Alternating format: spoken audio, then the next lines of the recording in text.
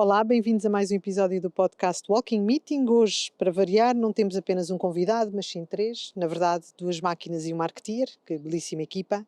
E vamos falar sobre o CMO do futuro, o Chief Marketing Officer, através de uma conversa gerada por inteligência artificial com a curadoria e um comentário final do Jorge Borges, que é docente e consultor de marketing, especialista em tecnologia e um absoluto apaixonado por inovação.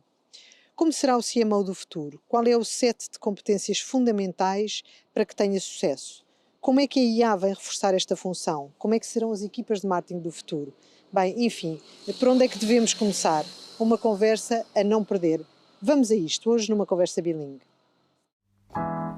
Bem-vindos ao Walking Meeting, o podcast do Departamento de Marketing.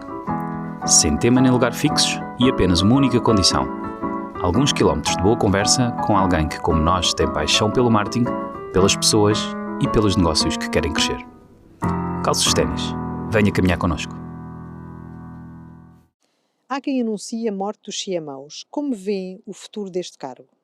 Do we even need CMOs anymore? Yeah, he even name dropped some companies, right? McDonald's, Johnson & Johnson, big names that actually got rid of their CMOs. Huge.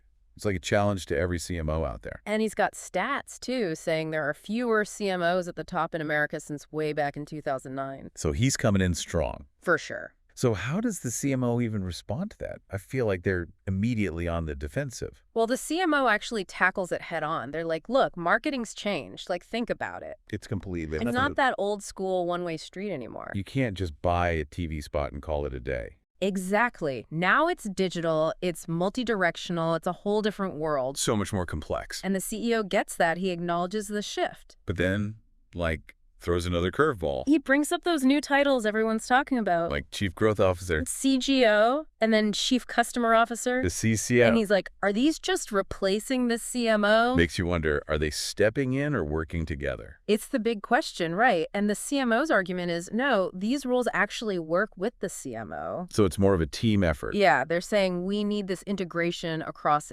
everything the business does. Makes sense. Everything's so interconnected. And they even have data from LinkedIn showing that both CGO and CMO roles are growing. So maybe it's not about one taking over the other. More like they need each other to really succeed. So you need that whole set of skills at the top level, not just one or the other. Exactly.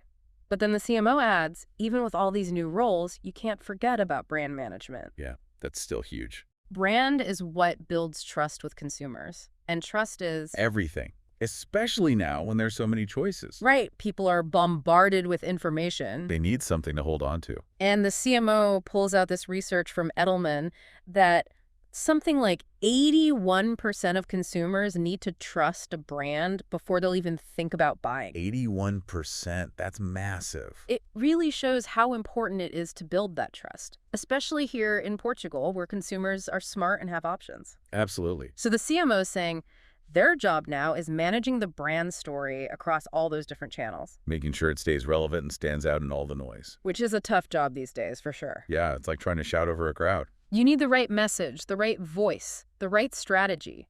But I can already hear the CEO pushing back, How do you even measure all of this? It's a valid point, especially with data being so important these days. How do you show that all this marketing effort is actually worth it? That it's bringing in the money. Yeah, the CEO brings up that challenge, proving marketing's return on investment, especially when you've got all these different channels working at once. It's like, which one's actually making the difference? And that's where the CMO makes a really interesting comparison. Okay, I'm intrigued. They say, imagine the modern marketing leader as an orchestra conductor. Interesting. You've got all these different instruments, the channels, the touch points, all playing together. And the CMO's trying to get them all in sync. Right. They're acknowledging you can't have perfect control over everything. There are too many moving parts. But what the CMO can do is shape the overall experience for the consumer. So it's less about blasting out a single message. More about creating a whole feeling across every interaction someone has with the brand. But it's interesting. Some of those companies that the CEO mentioned, the ones that got rid of the CMO. Yeah, like McDonald's. They actually brought the role back. They did. It makes you wonder if maybe, just maybe, They realized it wasn't such a good idea after all. it could be, and I'm starting to think maybe the problem is the title itself. Chief Marketing Officer. It sounds a little, I don't know. Old-fashioned. Maybe. Especially with all these changes we've been talking about. Right, like it doesn't quite capture what the role actually is anymore. So we need a new title. Maybe we do. Something that reflects how strategic and data-driven and consumer-focused it really is. Like what? Give me an example. Instead of Chief Marketing Officer, what about Chief Brand Experience Officer? Ooh, I like that. Or even Chief Consumer Engagement Officer? That sounds way more modern. And they get at that idea of a holistic approach, right? It's not just about marketing anymore. It's about the whole experience. Exactly. It's less about controlling the message and more about creating a whole symphony of interactions. It's about really understanding people, building those relationships, and making those experiences that stick with them. That's where the magic is. So what about here in Portugal? Are we seeing the same shift with the CMO role? It's a good question. We don't have specific data for Portugal, but looking at these global trends and what they were talking about in that Walking Meeting podcast. It seems pretty likely that something similar is happening here too. Right. It's like if you're a marketing leader in Portugal, this has got to be hitting home. Are you feeling that pressure to adapt? To prove your worth. To really embrace this new way of thinking about what a CMO does. Because it feels like things are changing. They are. But you know what? This change, it's actually a huge opportunity. How so? For CMOs here in Portugal, this is a chance to completely redefine what the role means. To show how strategically important they are. And to become real drivers of growth for their companies. So it's not about being scared of change or clinging to the old ways. It's about seeing it as a chance to level up, to make marketing even more essential to the business. And Portuguese CMOs, they're in such a unique position. How so? They understand the Portuguese market better than anyone. The culture, the consumer behavior, all of that, which is so important in today's world where everything's so targeted. It's like having this secret weapon. You know what works here. You know what Portuguese consumers want. And on top of that, you've got data and analytics to actually measure what's happening. To prove that your ideas are working. You make smart decisions based on real information. So it's not just about creativity anymore. It's about combining that creativity with hard data and strategic thinking. And that's what makes the modern CMO so powerful. They're the bridge between the brand and the people who buy it. Creating connections that are both meaningful and profitable. Exactly. And that's what we want people to take away from this deep dive. This isn't the end of the CMO. It's a new beginning. A chapter full of challenges, sure. But also full of opportunities. For those who are ready to adapt. And to redefine what leadership in marketing really means. So, as we wrap up this part of our deep dive, here's something to think about. The future of marketing in Portugal. It's in your hands. You get to shape what this role becomes, how valuable it is. And you get to lead the way into this new era of marketing. So keep exploring, keep asking questions, and keep pushing the boundaries. Quais os skills mais importantes de CMO com futuro?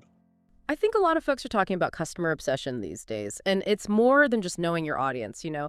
It's about being deeply connected to the Portuguese consumer, like really understanding their needs, their aspirations, how they interact with brands here in Portugal. You're really hitting on that local context, which makes a ton of sense. It's not one size fits all, right? So how can a CMO show that customer obsession? How do you put that into action? It's about being present in the field, so to speak, attending industry events here in Portugal, getting on social media platforms where Portuguese consumers are hanging out, actively seeking their feedback. These actions really show a commitment to knowing your market.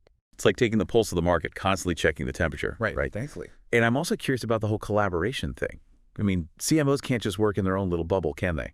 Definitely not. The CMO of the future needs to be a master collaborator, working closely with other departments, you know, like finance, product development, IT.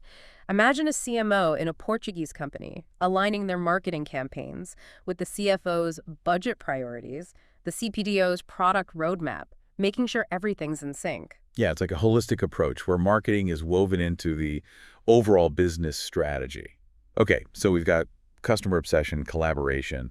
What else goes on that list of must-have skills for CMO success, especially in Portugal's future? Well, you can't ignore the elephant in the room, data.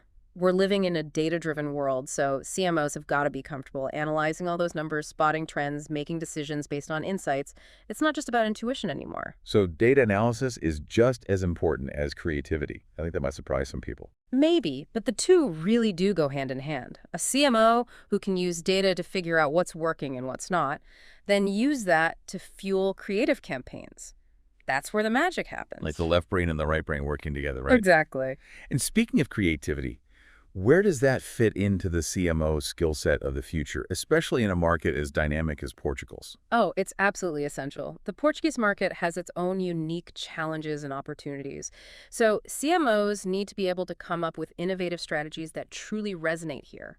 They need to think outside the box, challenge assumptions, and create those standout solutions in a crowded marketplace. So it's not just about following those best practices, it's about pushing the boundaries, coming up with new, innovative approaches that are tailored for Portugal. What else is on that list of essential skills? We can't forget about digital marketing expertise. Digital channels are everywhere. Right. Social media, SEO, content marketing. Yeah. The list keeps going. It seems like CMOs need to be like digital natives, fluent in everything digital. It's a great place to start. But to really excel, a CMO needs to understand the ins and outs of the Portuguese digital scene. What social media platforms are Portuguese consumers using? What kind of content speaks to them? What are the specific challenges and opportunities in the digital landscape here? These are the questions a future-focused CMO needs to be asking. So it's not just about knowing digital marketing in general, but about applying that knowledge to Portugal's specific context, understanding the local trends, the cultural nuances, how Portuguese consumers connect with brands online. You got it. And that leads us to another crucial skill: adaptability. The marketing world, especially the digital side, it's like a moving target. So a CMO has to be agile, ready to pivot, embrace new tech and trends as they pop up. So being comfortable with uncertainty, being able to adjust strategies on the fly, it's almost like riding a wave. You have to be able to read the current and adjust your course as you go. Perfect analogy.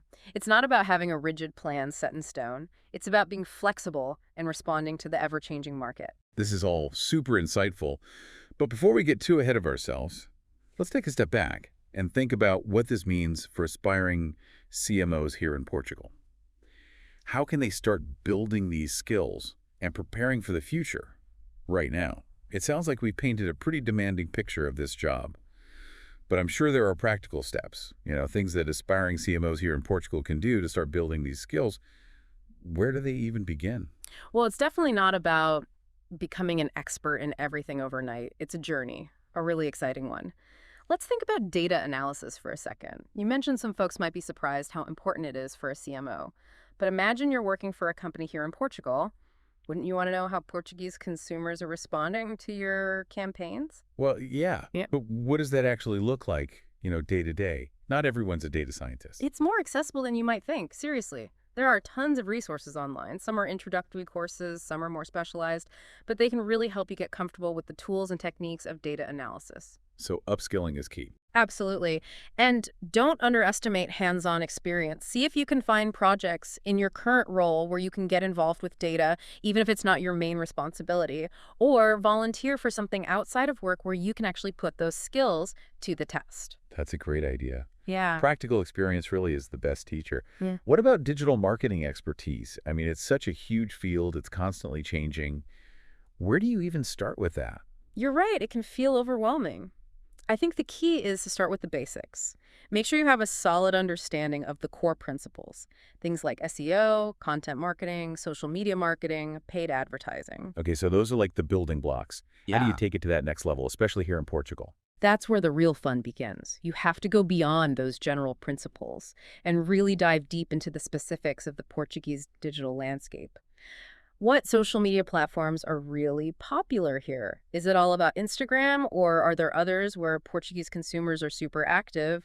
What kind of content really grabs their attention? What are the challenges and opportunities that are unique to digital marketing in Portugal? It's like taking that general marketing knowledge and giving it a Portuguese filter. Yeah, Really understanding the nuances of this market. exactly. And don't forget about constantly learning. The digital world changes so fast. What's hot today might be totally irrelevant tomorrow. So attend industry events here in Portugal, follow those Portuguese thought leaders, stay on top of the trends, experiment, analyze, and adapt. Adaptability seems to be the name of the game. Oh. But we've talked a lot about data and digital skills. What about some of those less tangible skills like leadership and creative thinking? How do you develop those? Those are often the skills that you hone over time, through experience and observation. Try to find opportunities to lead projects, even small ones. You'll learn so much about communication, delegation, problem solving. So it's about pushing yourself, taking on those new challenges. What about creativity? Any tips for boosting that? Well, creativity really thrives on curiosity and being open to new ideas. Challenge yourself to think differently. Question those assumptions. Embrace brainstorming with colleagues. Try mind mapping, or even something as simple as taking a walk in nature. You'd be surprised how much a change of scenery can help your creative thinking. I love that. It's like giving your mind permission to wander, to make new connections. Exactly. And don't be afraid to look for inspiration outside your usual sources. Sometimes the best, most innovative ideas come from looking at what other industries are doing, even industries that seem totally unrelated to marketing. It's like cross-pollination for your brain. All of this advice is great, but I think it's easy to get so focused on individual skills that you lose sight of the bigger picture. What's your overall advice to someone who's dreaming of becoming a CMO? You absolutely need passion. This is a challenging field. It's always evolving. You really need to have that fire in your belly, that genuine excitement for marketing to keep you going through the tough times. Passion is a great foundation, but it's not just about enthusiasm. Right? Yeah. There's got to be strategy involved as well. Right. You need to be focused on results. CMOs are responsible for driving growth, so the ability to create and execute strategies that actually get results is absolutely crucial. So it's about finding that balance between that creative passion and a strong business sense, being able to see the big picture and understanding all the little details that make it work. And of course, never stop learning. Stay curious, keep up with the trends, keep investing in yourself. The marketing world never stands still. The only way to stay ahead is to embrace that and become a lifelong learner. It really sounds like becoming a CMO is about more than just checking off a list of skills. It's about mindset. It's about being willing to adapt and grow. And it's about really understanding the market you're working in, right? Well said. And I'd add one more piece of advice. Build your network. Connect with other marketing professionals in Portugal. Go to industry events. Participate in those online communities. Don't be shy about reaching out to people you admire. Building a strong network opens doors to opportunities, gives you valuable insights, and it gives you support on your journey. That's fantastic advice. We've covered so much ground in this conversation. Our listeners have a lot to think about as they consider their own paths to becoming those CMOs of the future. We've talked about so much, all the skills, the strategies, the mindset it takes to really make it as a CMO, especially here in Portugal. But I'm thinking about our listener right now. What does all this mean for someone who's listening, thinking, okay, I'm in, I want to be a CMO. What's my next step? That's the big question, isn't it? It's like you're choosing your own adventure, Career-wise, there are so many paths, so many areas you can focus on. But honestly, I think that first step is looking inward. Take some time for self-reflection. Think about those strengths, those weaknesses, what really gets you excited about marketing. So a little soul searching is in order. Yeah, exactly. And once you have a better sense of your skills, your aspirations, that's when you can start setting those goals. What skills are you going to work on? What experiences do you need to get closer to that CMO role? And I guess that's where the network comes in, right? Connecting with those mentors, peers, industry leaders who can give you some guidance. Absolutely. Como vê o impacto da inteligência artificial na função de CMO? This is something that's really going to completely transform what it means to be a CMO. Yeah. We keep hearing about this data tsunami. Right. That AI is supposed to help us kind of ride that wave and surf that data. Yeah. But how does that actually work? Yeah. Day to day. I think you have to start thinking of yourself less as the visionary and more as a conductor of orchestra. Okay. It's, you're setting the vision, you're guiding the strategy. Yeah. But you have this whole team of specialists who are empowered by all these AI tools. Okay, so it's less about being hands-on with every single detail and more about strategically guiding these AI tools to achieve those big goals. Exactly. And I think one of the really amazing things that AI lets us do is understand the customer journey in a completely different way. Oh. I mean, imagine being able to predict how a customer here in Portugal Right. will interact with your brand at every single touch point. Yeah. From the first time they hear about you to the moment they become like, a loyal advocate. That's powerful. It is. Yeah, like a crystal ball almost. Yeah. To help us personalize those customer experiences. Exactly. And like guide customers towards, the outcomes they want. Exactly. But how is that, actually working for brands? Oh, there are tons of examples. Okay. Especially here in Portugal. Yeah.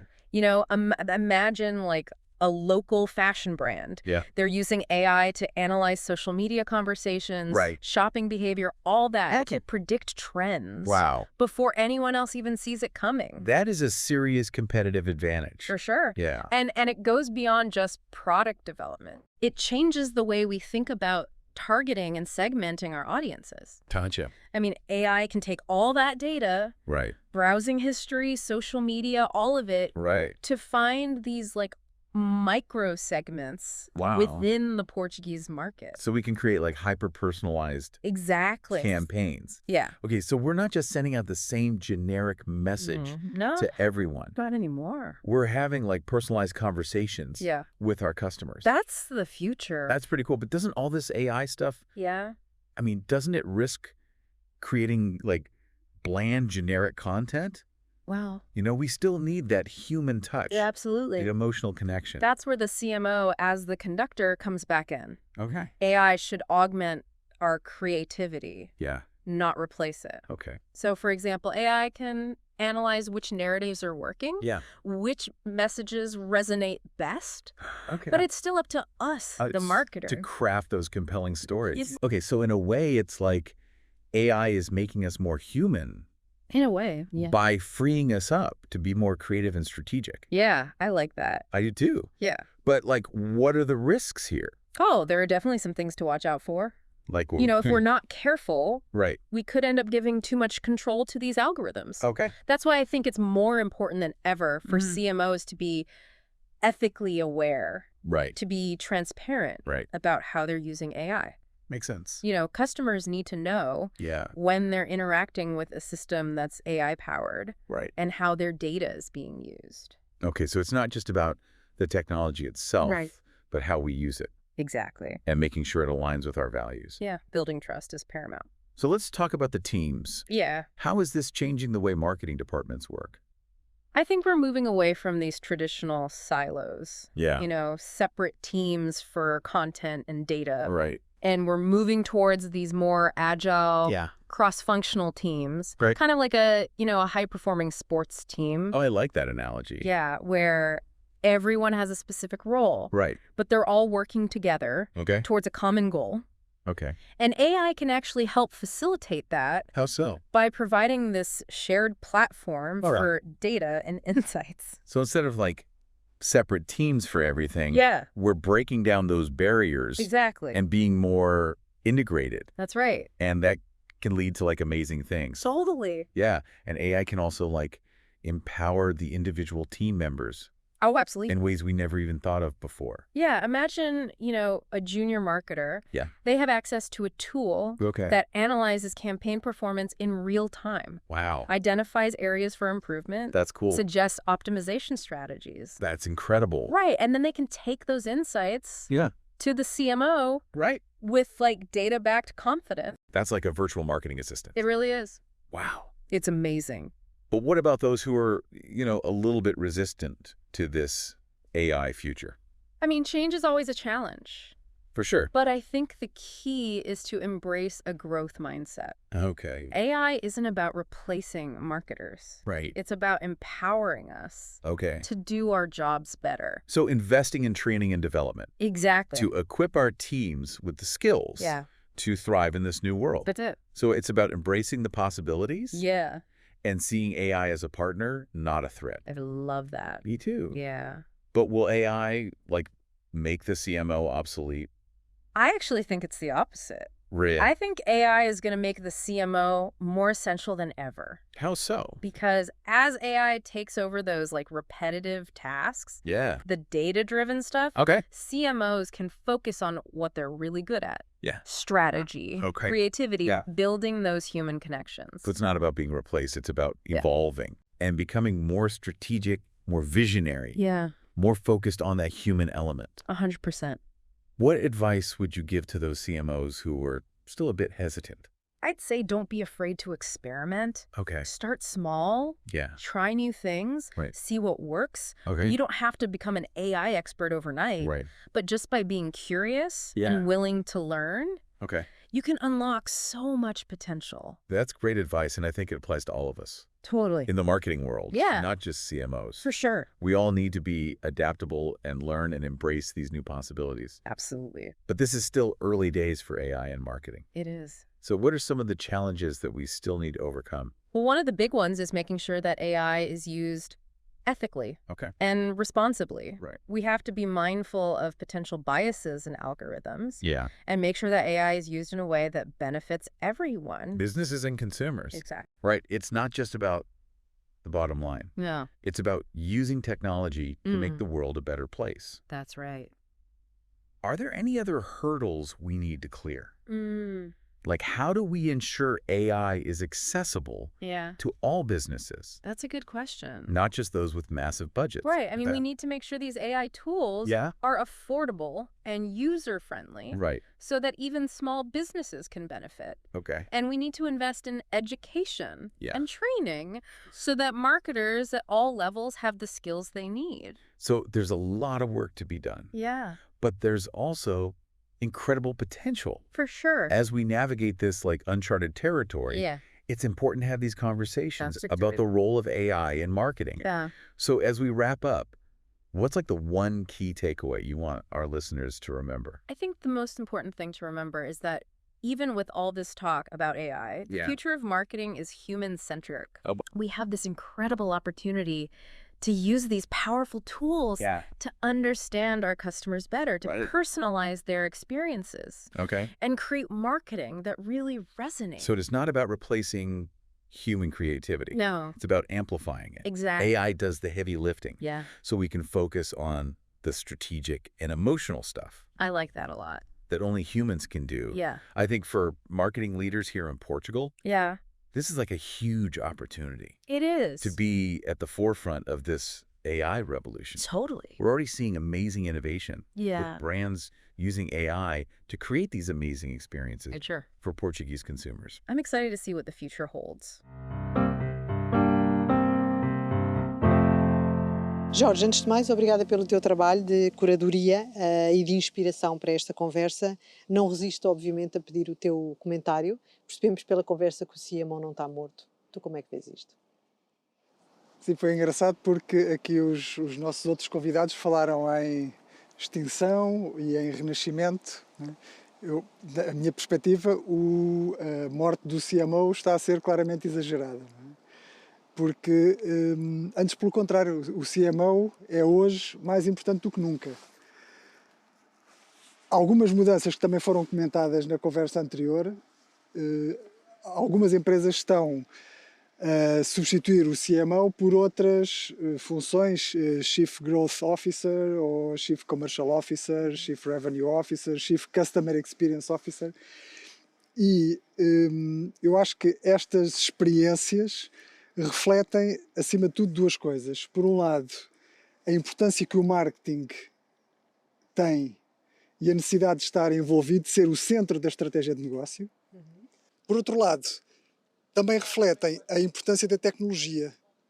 Quem decide em que plataformas e em tecnologias se vai investir para garantir o customer centricity. Ou seja, há uma discussão que é essa responsabilidade tem que ser do CMO ou do CTO. Né? Portanto, ou seja, e estas mudanças mostram-nos que o paradigma do lugar do marketing está a mudar.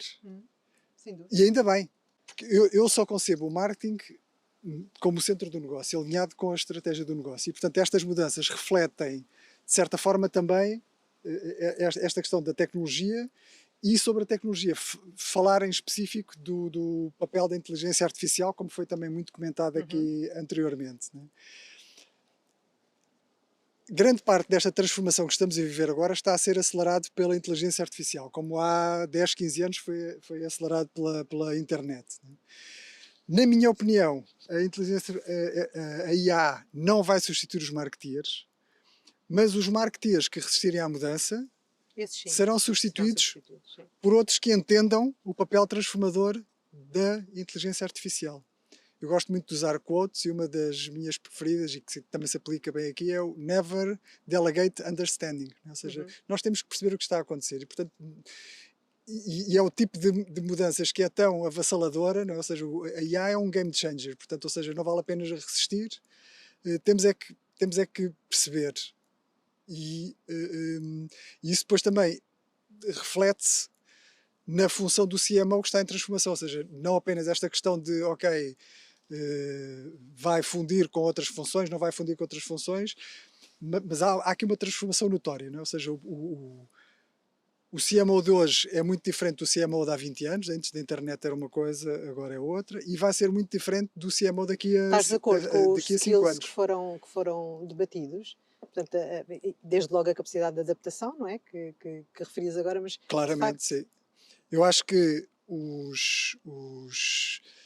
a exigência vai aumentar, não é? Ou seja, há um conjunto de skills recentes que são cada vez mais preponderantes, não é? Ou seja, esta questão da proximidade ao negócio, da obsessão pelo cliente, da colaboração, de pôr o cliente no centro, da capacidade de colaborar e de estabelecer pontos com outros stakeholders, seja o cliente, sejam as equipas internas, sejam os outros membros do C-Level. E há aqui dois skills que emergem deste novo paradigma tecnológico, que tem a ver com o CMO tem que ser data-driven, né? Portanto, ou seja, tem que ser muito analítico, tem que ser muito orientado aos dados, e por outro lado, também tem que ser, aqui um palavrão, tech savvy, né? Ou seja, que é o tecnologicamente proficiente, né? Se quisermos, né? Ou seja, sim, não tem que ser um especialista, mas... tem que dominar a tecnologia, ou pelo menos, lá está, ou seja, pelo menos perceber. Não é literacia tecnológica, mas é proficiência tecnológica, se quisermos. Né? Mas, bottom line, eu acho que o skill set, ou o principal skill que o CMO terá que ter é a capacidade de estabelecer conexões, né? Aquilo que falamos há pouco, né? Ou seja, de conexões dentro da empresa para fora da empresa. O fator crítico de sucesso, né, que tem um bocadinho a ver com estes skill sets que falas há pouco, será o seu human touch, né? Ou seja, a emergência da tecnologia também vai dar ainda mais preponderância à componente humana. Né? E nesse sentido, falando um pouco do humanismo, e se calhar para terminar, eu diria que o CMO do futuro terá que ser como o Da Vinci. Ou seja, terá que ser multifacetado e multitalentoso. Terá que ser um especialista não apenas na arte e na ciência do marketing, né? Porque o marketing é só uma arte, mas também uma ciência.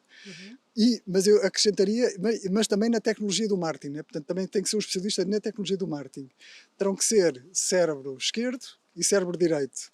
Terão que ser criativos e analíticos. No fundo, têm que ser business leaders. E se calhar por isso, chamarmos só CMOs é que pode ser redutor e está a gerar toda esta discussão. Né? Portanto, porque o papel do CMO não se resume ao marketing. Jorge, há sempre uma pergunta que nós fazemos em todos os podcasts e que não perguntámos à máquina, na verdade, mas gostaria de ter a tua resposta. Se pudesses fazer uma walking meeting como esta, ainda para mais neste sítio incrível aqui em Oeiras, onde estamos com um sol de inverno, com quem é que farias?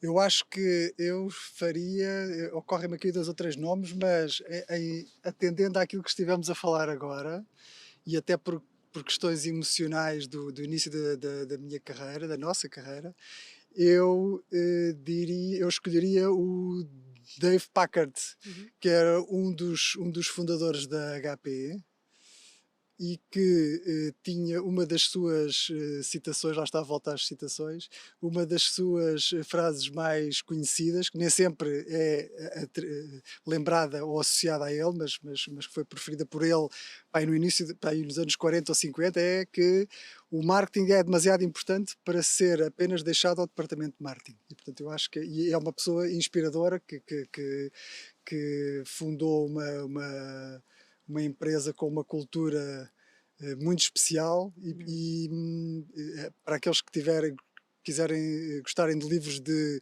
gestão, marketing e de inovação, aconselho, chama-se The HP Way, e seria com ele que eu gostaria de fazer uma walking meeting.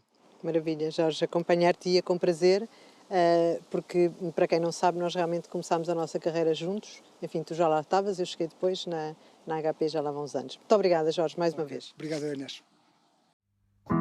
Terminamos assim o 29º episódio do podcast Walking Meeting, hoje com muita inteligência humana e artificial. Este episódio foi desenvolvido com recurso ao Notebook LM, Perplexity e ChatGPT Pro. Obrigada a quem esteve desse lado, esperamos sinceramente que nos tenham ouvido terem calçados e a caminhar connosco. Todos os meses temos um novo convidado. Obrigada e até ao próximo episódio. Todos os meses temos um novo episódio. Siga-nos no LinkedIn do Departamento de Marketing Portugal, no Spotify ou no Apple Podcast.